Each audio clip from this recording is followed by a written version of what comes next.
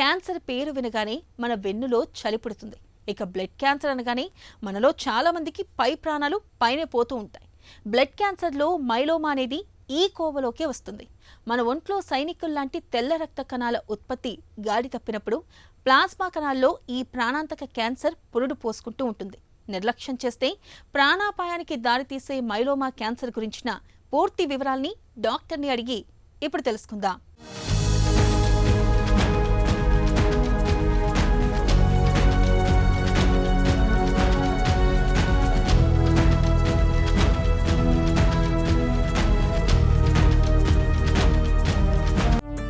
Myeloma అంటే ఏంటి?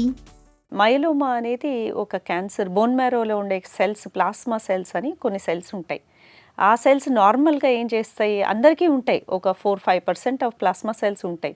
కాకపోతే హెల్దీ ప్లాస్మా సెల్స్ ఉంటాయి.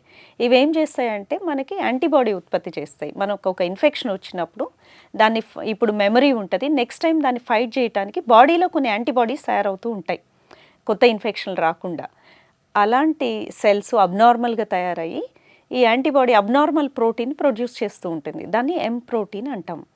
ఈ సెల్స్ బాగా ఎక్కువ ఉత్పత్తి అయితే బోన్ మ్యారోలో ప్లేస్ లేకుండా మిగతా సెల్స్ని డీవియేట్ చేయటము, రక్తం తగ్గటము, ప్లేట్లెట్స్ తగ్గటము, ఆర్ యాంటీబాడీస్ తయారు చేయటం లేదు కాబట్టి ఎక్కువ ఇన్ఫెక్షన్స్ రావటము, ఆర్ ఈ సెల్స్ బోన్స్లోకి వెళ్ళి ఎఫెక్ట్ చేయటం. సో మైలోమా వల్ల మల్టిపుల్ ప్రాబ్లమ్స్ రావచ్చు.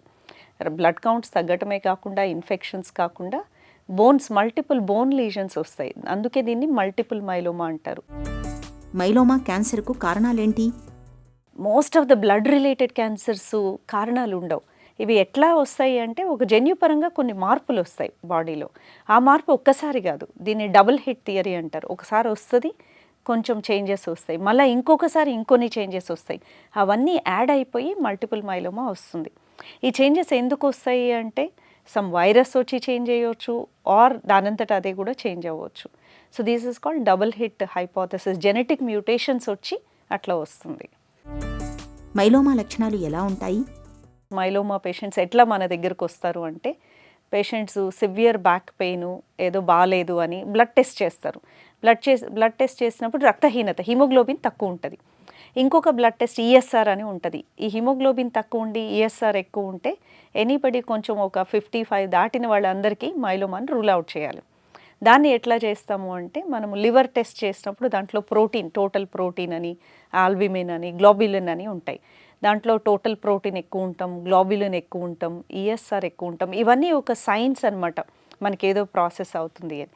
సో ఏ స్పెసిఫిక్ టెస్ట్తో మనం మైలోమా కన్ఫర్మ్ చేస్తాము అంటే, ఒక 2 టెస్ట్లు ఉన్నాయి. సీరం ప్రోటీన్ ఎలక్ట్రోఫోరెసిస్ అని, దాంట్లో ఎం ప్రోటీన్ అని ఒకటి తెలుస్తుంది, దట్ ఈస్ అబ్నార్మల్ ప్రోటీన్.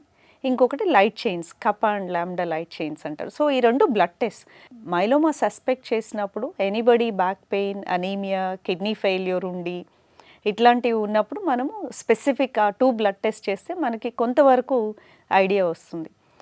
అది వచ్చినాక మనం 100% కన్ఫర్మ్ చేయాలి. ఎట్లా అంటే, దీంట్లో పాజిటివిటీ ఉంది, ఎక్కువ సస్పెషన్ ఉందంటే వెంటనే మనం బోన్ మ్యారో టెస్ట్ చేయడం జరుగుతుంది. అది 100% కన్ఫర్మేషన్.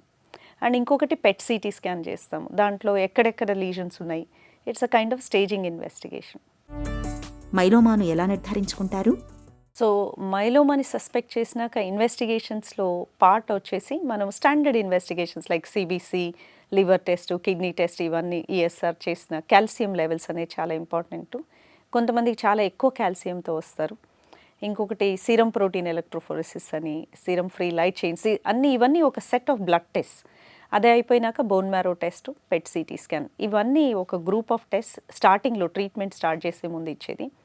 ఒకసారి ట్రీట్మెంట్ స్టార్ట్ చేసినాక మనం ఎవ్రీ వీక్ కీమో ఇస్తుంటాం కదా, మనకి ఎట్లా తెలుస్తుంది ట్రీట్మెంట్ పనిచేస్తుందా లేదా అంటే, విదిన్ 2 వీక్సే మనకి కిడ్నీ ప్రాబ్లం ఉంటే ఇంప్రూవ్ అవ్వటము, లేదు ఈ ప్రోటీన్స్ ఉంటే అవి తక్కువ అవ్వటము, ఈఎస్ఆర్ తక్కువ అవ్వటము, రక్తహీనత ఉన్న వాళ్ళకి రక్తం పెరగటము, ఇవన్నీ ఫస్ట్ 1 మంత్లోనే మనకు తెలిసిపోతూ ఉంటుంది. ఎవ్రీ మంత్ మనం బ్లడ్ టెస్ట్లు రిపీట్ చేసి చూస్తాం. మనకి ప్రోటీన్, ఎం ప్రోటీన్ అనేది ఒక 2 గ్రామ్స్ ఉందనుకోండి, ఆర్ 5 గ్రామ్స్ ఉంది. నెక్స్ట్ 1 మంత్ తర్వాత ఎంత ఉంది, అది 50% తగ్గిందా, 60% తగ్గిందా, అది మనకి మైలోమా రెస్పాన్స్ క్రైటీరియా కింద ఉంటుంది. చాలాసార్లు కీమోథెరపీలు ఇచ్చినప్పుడు ఫస్ట్ 2 సైకిల్స్లోనే పేషెంట్స్కి 85 to 90% రెస్పాన్స్ వస్తుంది. మల్టిపుల్ మైలోమా అనేది క్యూరబుల్ క్యాన్సర్ కాదు. ఇది ట్రీటబుల్ క్యాన్సర్, అంటే మనం ట్రీట్మెంట్ ఇచ్చినప్పుడు పోతుంది, మళ్ళా తర్వాత ఎప్పుడో వస్తుంది. సో అందువల్ల డెప్త్ ఆఫ్ ద రెస్పాన్స్ అనేది చాలా ఇంపార్టెంట్. సో బాగా తక్కువ లెవెల్లోకి వెళ్ళే వరకు ట్రీట్మెంట్ కంటిన్యూ చేయాలి. మైలోమాకు చికిత్స ఎలా ఉంటుంది? మల్టిపుల్ మైలోమా పేషెంట్ ఒకళ్ళు డయాగ్నోస్ అయినాక first line of standard therapy chemotherapy. అదే ఈ మైలోమా కొన్నిసార్లు బోన్ మ్యారోలో లేకుండా ఒక్కచోట ఒక్క బోన్లో ఉంటుంది, దాన్ని ప్లాస్మాసైటోమా అంటారు. అలాంటప్పుడు మనం రేడియేషన్ ఇవ్వచ్చు. బట్ మల్టిపుల్ మైలోమా మల్టిపుల్ సైట్స్లో ఉంది, లేదు బోన్ మ్యారోలో ఉంది, లేదు బ్లడ్లో ప్రోటీన్ ఉంది, అలాంటి టైంలో radiation is not an option. Multiple బోన్స్లో ఉండొచ్చు, సివియర్ బోన్ పెయిన్తో ప్రజెంట్ అవుతారు కొన్నిసార్లు మైలోమా పేషెంట్స్. అలాంటప్పుడు స్టీరాయిడ్ స్టార్ట్ చేయగానే ఫస్ట్ 48 అవర్స్లో ఆ పెయిన్ తగ్గిపోతుంది. తగ్గనప్పుడు అప్పుడే రేడియేషన్కి ట్రీట్మెంట్కి ఆప్షన్కి వెళ్ళాలి. ఇంకొకటి, మనం standard chemotherapies all the multiple myeloma పేషెంట్స్కి ఒక 3 డ్రగ్ రెజీమ్ అని కానీ 4 డ్రగ్ రెజీమ్, అది స్టాండర్డ్ ప్రాక్టీస్. ఇప్పుడు విఆర్డి అనే ఒక కీమోథెరపీ ఉంది, దానికి బోటాజిమిబ్ అనే ఇంజెక్షను, లెనలిడమైడ్ అనే టాబ్లెట్స్, కొన్ని స్టీరాయిడ్ టాబ్లెట్స్ వీక్లీ ఇస్తాం. ఇది స్టాండర్డ్. కాకపోతే రీసెంట్ అడ్వాన్సెస్లో ఏమొచ్చిందంటే, ఇప్పుడు సపోజ్ ఒక పేషెంట్ మేయో క్లినిక్కో ఎక్కడో వెళ్ళారనుకోండి, మీ జెనెటిక్ ఇన్ఫర్మేషన్ బ్యాడ్గా ఉంది, సో 3 కాదు ఇంకొక మెడిసిన్ కూడా యాడ్ చేద్దాము. స్టార్టింగ్లో 4 డ్రగ్ థెరపీ అంటారు, దానికి యాంటీబాడీ థెరపీ డారాటుముమాబ్ అనేది, ఈ 4 అదర్ 3 మెడిసిన్స్ కూడా యాడ్ చేస్తాం. ఎక్కువ మెడిసిన్స్ ఇవ్వటం వల్ల ఏమవుతుంది, చాలా తొందరగా డిసీజ్ తగ్గుతుంది, డెప్త్లో తగ్గుతుంది. దానివల్ల మళ్ళీ డిసీజ్ రాకుండా ఉంటాన్ని అవాయిడ్ చేయొచ్చు. సో ఇలాగే 4 మంత్స్ ఇచ్చినాక మనము బోన్ మ్యారో ట్రాన్స్ప్లాంట్ చేస్తాం. సో స్టాండర్డ్ మైలోమా పేషెంట్ వస్తే ఒక 4 మంత్స్ కీమోథెరపీ, అది అయిపోయినాక ఆటో బోన్ మ్యారో ట్రాన్స్ప్లాంట్, అది అయిపోయినాక ఒక 3 మంత్స్కి టాబ్లెట్ ఫామ్ ఆఫ్ మెయింటెనెన్స్. ఇది స్టాండర్డ్ ఉంటుంది. అది రెగ్యులర్గా చెకప్స్ చేస్తూ ఉంటాము, బ్లడ్ చెకప్స్ టు సీ ఏమైనా క్యాన్సర్ పెరుగుతుందా లేదా, స్టేబుల్గా ఉన్నారా. ఇంకొక మోస్ట్ ఇంపార్టెంట్ థింగ్ మైలోమా పేషెంట్స్లో ఇన్ఫెక్షన్స్ రాకుండా చూసుకోవటం, ఇంకొకటి షుగర్ పెరగకుండా, షుగర్ ఉంటే దాన్ని టైట్గా కంట్రోల్ చేసుకోవటం.